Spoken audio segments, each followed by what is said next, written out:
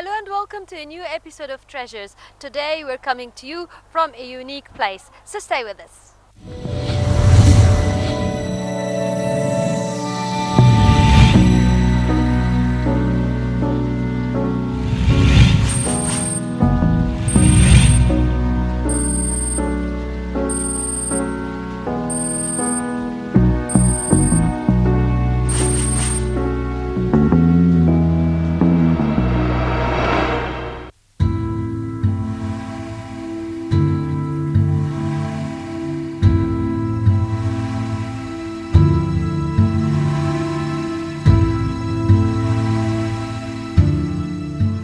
We're coming to you from the Egyptian Museum of Antiquities. It was inaugurated in 1901 AD. It houses thousands of ancient Egyptian monuments. Today we will be visiting together the Middle Kingdom Gallery, and I'm happy to have with me today our guest. He is Associate Professor and Lecturer of Egyptology, Dr. Mohammed Nabil.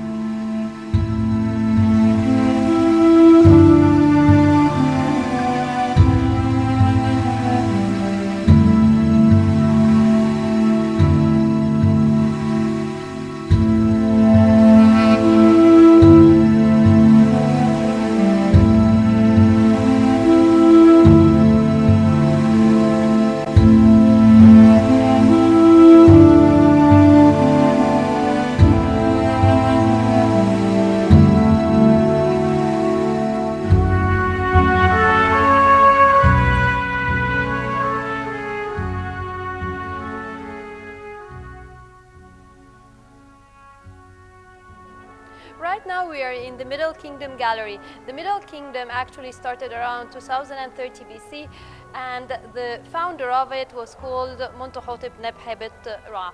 But actually there are more to know before we speak about the Middle Kingdom. So now, Dr. Mohammed, before we talk about the Middle Kingdom, would you first tell us the chronology of the ancient Egyptian history? Yes, of course, the ancient Egyptian civilization started roughly in 3100 BC. At that time, Egypt was divided into two lands, Upper Egypt and Lower Egypt. Then one of the kings, his name is Narmer, came from Upper Egypt, and he defeated the people of Lower Egypt, and he started Memphis, or dynasty number 1.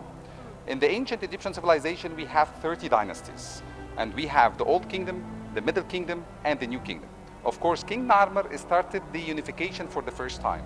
But after the Old Kingdom period of the ancient Egyptian civilization, Egypt had a big decline, which is who started a new civilization, or the Middle Kingdom. If you look at this king, for example, you will see that he is represented in the black color, and he is wearing the crown of the north. If you look at this king, for example, you will see that he is represented in the black color, and he is wearing the crown of the north. Both of the color and the crown is representing and showing us the unification between the both lands, because the black color refers to death, of course, Osiris, and also it shows the southern part of Egypt. But the crown is showing the north. So here he wants to say that he is the king who is coming from the south, and he defeated the people of Lower Egypt. If you look at this beautiful statue, you can see that he is represented in the Osiris form. Once you see the king is represented with the crossed arms like this means that the statue was carved for this king for his death. That's why this statue was found in Luxor in his mortuary temple. Now, some of our viewers might not know what is a mortuary temple. So would you tell us about how the types of temples present in ancient Egypt? Yes. There were two types of temples in ancient Egypt. We had cult temples and mortuary temples. The cult temples were dedicated to gods. For example, we have the Karnak temple. We have Luxor temple. Those temples were dedicated to gods, right? The mortuary temples were dedicated to kings. That's why they call them the temples of millions of years, because the ancient Egyptians believed in resurrection. They believed that they will live again in the afterlife. So that's why they built them, these temples, to venerate their cult in the afterlife. So that's why this statue was found in the mortuary temple of Mentuhotep Nebhebet Ra, near to the temple of Queen Hatshepsut. Now, for the artifacts here in the museum, these are more mortuary or afterlife artifacts. So now, would you tell us a bit about the ancient Egyptian belief in the afterlife and what did they do to make sure that it will be sustained? One of the main problems faced the ancient Egyptians is how to provide the deceased with everything that he might need in the afterlife. That's why inside the tombs, they started at the very beginning to put real food and drink for them inside jars. But later on, they found out that this is a big problem because they have to go daily to change this. That's why they started to have inscriptions, for example, and this is the Hatib Dinisu formula or the offering formula. When the spirit or when the ka of the deceased reads this formula, everything becomes real, right? So this is actually to overcome this problem. And also, we have something else. Why the ancient Egyptians carved statues for themselves? Basically because the ancient Egyptians had no cameras like today. So these are the pictures or these are the photos of the kings and queens and the noblemen or even the workers. Because the ancient Egyptians believed that the spirit will come after death to identify the facial features of the deceased. So what happens if one of these statues are destroyed? So we have substitutes. So the spirit of the deceased will not be lost. So that's why the ancient Egyptians carved statues to protect the spirit of the deceased. Now, what is one of the most important features or the characteristic features of the Middle Kingdom? The art of the Middle Kingdom was completely different because let's look at this statue. If you look at the feet and the legs of this statue, for example, you can see that they are quite big in the proportion of the rest of the body. And you can see that the feet are big, and also if you look at the lips, so you can see that they are bigger than the Old Kingdom. So art in the Middle Kingdom was sitting on the fence, not as good as the art of the Old Kingdom or as precious as the New Kingdom. It has different characteristics.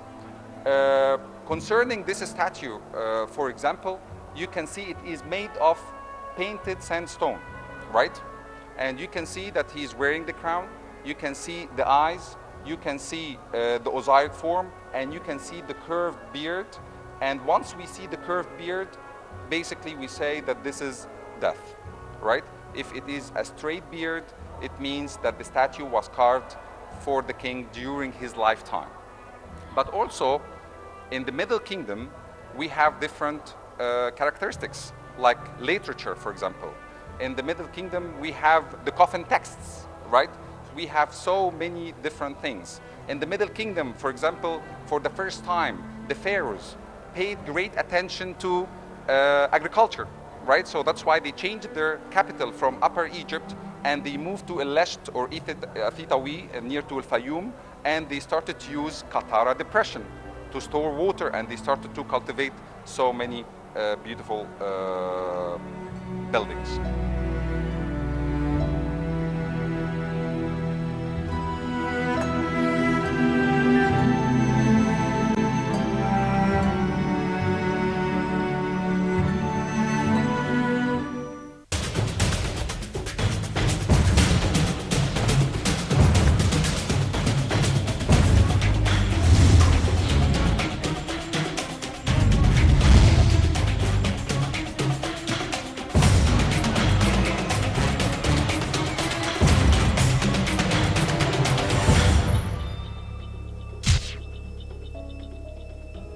Now, if we move to another topic, because here actually the pieces are not placed in chronology, but actually Yes, according to items. Here we have, for example, the statue of Montuhotep Nebhebetra. We have also parts of the enclosure wall of one of the kings of the Middle Kingdom, Snusret, and you can see that here the scarab is pushing the solar disk. Of course, on the very top we have got Horus, the falcon, and he is crowned by the double crown of Upper and Lower Egypt. And you can see under the Horus, or under the figure of Horus, you can see the scarab is pushing the solar disk. The scarab in the ancient Egyptian civilization is called Khepr, and Khepr was the god of the sunrise. And here you can see that here he is pushing the sunrise every day. And since it happens in every morning, so it is a sign of eternity. Now, what about the rest of the enclosure? Like we can see other symbols like the key of life, the Ankh sign, and the Mess sign. Yes. So would you talk to us about some So of the symbols you on can it? see the symbol Mess, it is the sun of, but you can see the sign of the Ankh. Basically, it refers to the Nile. Mistakenly, we call it the key of life, but it is not the key of life, it is the sign of life, because basically it shows the delta of the Nile. It shows the Nile, which is very long, and it goes down for or into 9 countries, and you can see the East Bank and the West Bank of Egypt. So the sign of life refers to the Nile, and the Nile is the source of life for the Egyptians. That's why here we have something very special, and you can see on this enclosure wall a representation of God Hapi. And God Hapi is the god of the Nile. And here we can see God Hapi is represented with the profile, and he is wearing a wig, and you can see the curved beard, and you can see that he is represented with the full breast and a tummy, sign of the prosperity of the Nile. There are certain characteristic features in the shape of the god Hapi. For example, we feel that he seems more like bisexual or female. Yeah, a male with a female body. So would you talk to us a bit about the characteristic features of that god? Yes, it looks like a female because it's a sign of fertility. You know that the female produces milk, for example, right? Like the cow, right? She is the goddess of love, music, and maternity. Hapi is the god of the Nile, and you can see that he is represented with the tummy and the full breasts.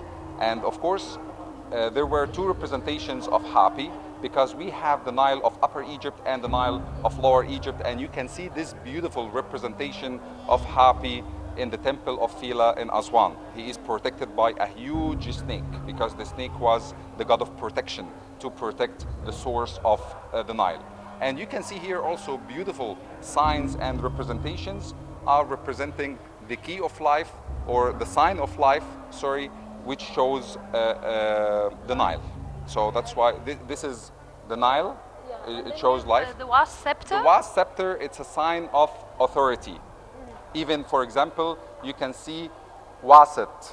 Waset is Thebes, because Thebes was the capital of Egypt. And Was is the scepter of power.